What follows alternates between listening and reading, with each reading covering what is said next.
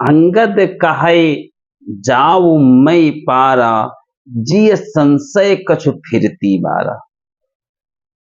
मैं तो ये कहना चाहूंगा कि जो राजदूत रखे जाते हैं उनको ये नीतियां सिखाई जानी चाहिए।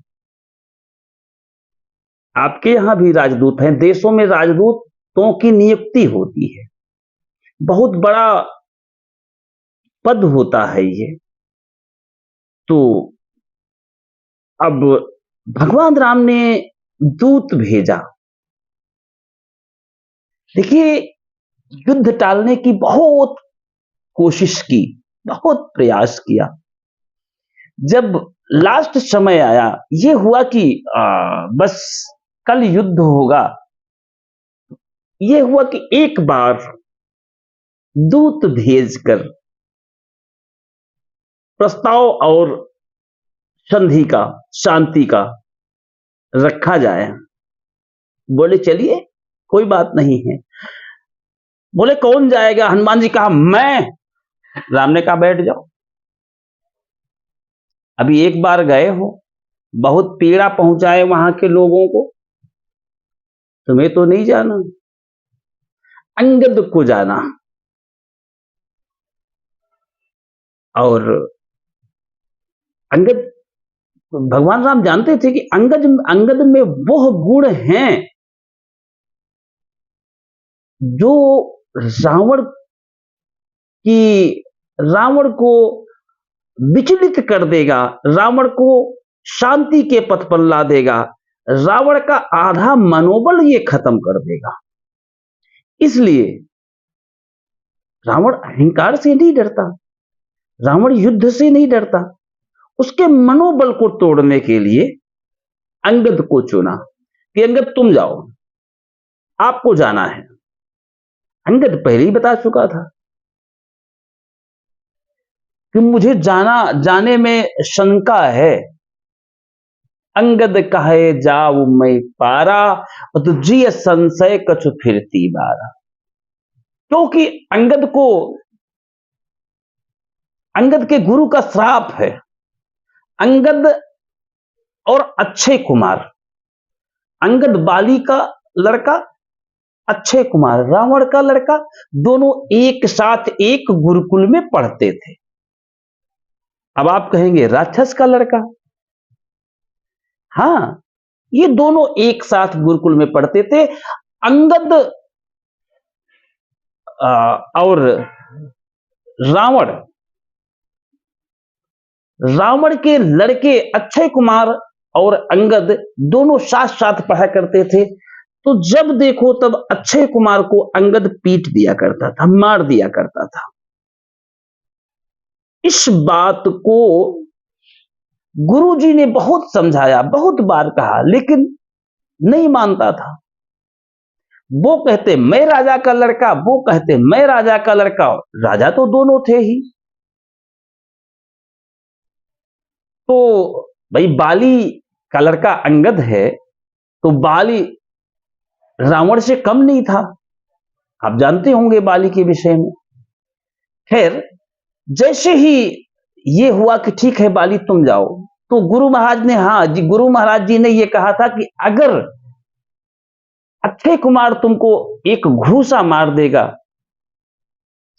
तो अंगद तुम मर जाओगे, ये मेरा श्राप है। इसलिए डरता था जाने में। एक और प्रमाण है, वो अगले दिन बताएंगे कि क्यों जाने से डरता था, वहां जाने से क्यों डरता था। एक दूसरा प्रमाण है, उसके विषय में बाद में चर्चा होगी, बहुत लंबा वीडियो न खींचते हुए। तो अंगद को भेजा गया। अंगद पहुंचते हैं, पहुंचते पहुंचते खबर बताई कि रावण से बता दो मैं राम का दूत मिलने आया हूं। जैसे रावण को यह पता चला कि दूत भेजा राम ने, समझ गया कि कोई बात नहीं, डर गए दोनों तपसी। राम और लक्ष्मण डर गए हैं, ये पक्का है, इसीलिए दूत भेजे हैं। अपनी सिपा सलारों को बुलाया, एक मीटिंग लगाई उस मीटिंग में पेश किया जाएगा, सबके सामने मैं बखान करूंगा कि वो डर गया है। ये सोच करके अपने चाटुकारों की फौज अगल बगल लगा दी, सारे लोग बैठ गए। चाटुकारों की फौज इसलिए कि कुछ लोग ऐसे होते हैं जो स्वामी भक्ति में बहुत कुछ उल्टा सीधा बोल जाते हैं, कुछ नहीं कहना लेकिन फिर भी अरे आप तो महान हैं, आप तो ये कर सकते हैं, आपने तो ये किया है, आपस में बात करेंगे, अरे मेरे सर तो एक बार ऐसा कर दिए थे, ऐसा हो गया था, रातों रात बदल गया था, पूरा स्टेट बदल गया था। इस प्रकार से लोग बातें किया करते हैं। उन चाटुकारों की फौज इकट्ठा किया, बहुत विस्तृत में चला जाता हूं कभी कभी। उन फौज को जब इकट्ठा किया और जैसे ही बुलाया, अंगद आए, बोले आप कौन?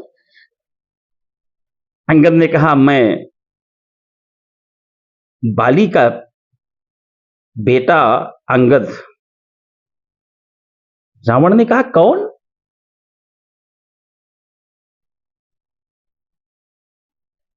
रावण ने कहा कौन बाली? अंगद ने कहा आप पहचाने नहीं, आपको पता नहीं? अरे वही बाली जो आपको कांख में दबा करके और 6 चक्कर सालों के हिसाब से तुम दबाए रखा कांख में और छोड़ा नहीं। समुद्र नहाते के समय थोड़ा सा आप ढीले पड़ गए तो भाग के चले आए थे, उसी की बात कर रहा हूं। मेरे पिता का जो परिणाम आपके साथ में, जो युद्ध आपके साथ में हुआ, आप एक बार भी मेरे पिता से जीते नहीं हैं। रावण ने कहा ठीक है मैं समझ गया, वो सब बातें छोड़िए। ये बताइए तुम वहां तपस्वियों के चक्कर में बेकार पड़ रहे हो, उनसे कोई मतलब नहीं, मुझसे युद्ध करेंगे हार जाएंगे। ऐसा करो तुम मेरे साथ आ जाओ, मेरा बहुत प्रिय मित्र थे पिताजी आपके, तुम मेरे साथ आ जाओ, मेरे साथ रहो, जब साथ रहोगे तो विजय होगी, मैं तुमको यहाँ का कुछ हिस्सा दे दूंगा, आराम से राज करना। बोले नहीं, मैं कर तो लेता लेकिन आप में वो दम नहीं है। ये अंगद ने कहा आप में वो दम नहीं है। बोले क्यों, ऐसा क्यों कह रहे हो? अरे बोले इतना बड़ा समुद्र, वो लांघ के इधर आ गए, एक रेखा बनाए थे घर के बगल में, उनके छोटे भाई ने, उसको आप निकल नहीं सके, उस रेखा को नहीं आप क्रॉस कर सके, आप बात करते हो उनकी बराबरी की कि मैं आपके पास आ जाऊं, आप वो जीत जाएं, हार जाएंगे, आप जीत जाओगे। ये संभव नहीं है। रावण के मनोबल को तोड़ रहा है। मैं इसीलिए कहा कि विदेश नीति आने के लिए तो हनुमान जी आ सकते थे, लेकिन राम जी ने कहा नहीं, हनुमान नहीं जाएंगे, अंगद जाएंगे। अंगद जाएंगे, अंगद में वो ज्ञान है कि रावण के आधे मनोबल को खत्म कर देंगे, मनोबल को तोड़ देंगे, तो शायद ये खून खराबा बच जाए। इसलिए अंगद ने कहा कोई बात नहीं है, उनकी आपकी बराबरी तो नहीं है, मैं समझ रहा हूं, लेकिन मैं ऐसा काम नहीं कर सकता, मैं आया उनके साथ में आपके साथ आ जाऊं और फिर आपने रेखा तक नांग नहीं सके। बोले आप कैसे? रावण ने कहा आप कैसे आए? अरे बोले मैं जैसे कीचड़ में गाय बचती बचाती पैर रखती हुई निकल आती, उसी तरीके से समुद्र को बचते बचाते आ गया हूं। रावण ने सोचा बहुत पराक्रमी व्यक्ति है और बहुत सुलझा हुआ मालूम पड़ता है।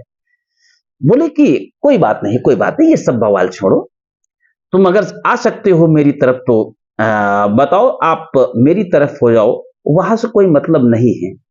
बोले अरे वहां से मतलब नहीं है, उनकी बराबरी आप कहां से कर सकते हैं? आपको याद है आप मारीच को भेजे थे, अपने मामा को, उसकी क्या स्थिति हुई, उसकी क्या दुर्गति हुई। आपकी बहन की कैसी स्थिति है, आप किसकी बात कर रहे हैं। अब रावण को क्रोध आया, बोला पकड़ो इसको, बांधो, मारो। उसने कहा अरे इन सब लोगों को से क्या मरवाओगे, ये सब क्या मारेंगे। मैं आपकी सभा में खड़ा हुआ हूं, जो सबसे पौरुषी व्यक्ति हो, जो सबसे पौरुषी बलवान व्यक्ति हो, वो आकर के मेरा पैर उठा दे एक, तो मैं समझूं। एक बगल में बैठे हुए चाटुकार को, ये वही चाटुकार था, ये वही चाटुकार था जिस चाटुकार ने कहा कि अरे आप क्यों परेशान हो रहे हैं, युद्ध से आप क्यों डर रहे हैं, जब युद्ध का नंबर आएगा तो हम लोगों का तो भोजन है, बंदर और मनुष्य, इन लोगों को तो पकड़ के चबा के खा जाएंगे। तो रावण ने कहा था पगलाए हो क्या, तुम्हारा मुंह कोई सिल दिया था, जिस समय वो बंदर आया पूरी लंका जला के चला गया, तुम्हारा मुंह सिला हुआ था क्या। अरे तभी जब वो लंका जला रहा था घूम घूम के, तभी उसको खा लिए होते। कुछ नहीं तुम करने वाले।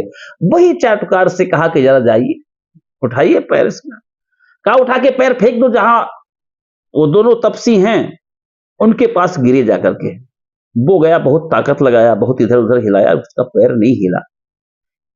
अगले को बताया, अगले को बताया, ऐसे लगभग सभा में बैठे हुए जो ये मालूम पड़ता था कि ये ताकतवर लोग हैं, उन लोगों को बताया, लेकिन कोई उसके पैर को हिला नहीं सका।